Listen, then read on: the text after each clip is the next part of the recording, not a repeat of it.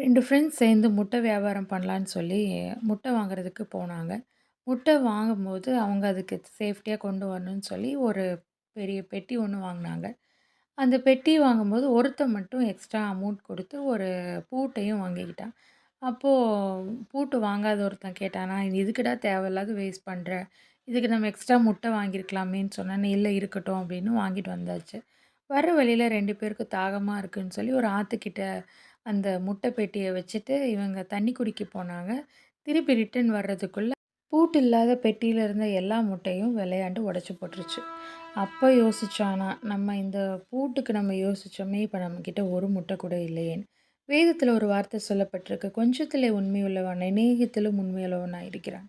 கடவுள் நமக்கு கொடுத்திருக்கிற சின்ன சின்ன பொறுப்புகள்ல, சின்ன சின்ன காரியங்கள்ல எவ்வளோ கவனமா செயல்படுறோமோ, இன்னும் அதிகமான ஆசீர்வாதத்த கடவுளிடத்திலிருந்து பெற்றுக்கொள்ளுவோம். God bless you.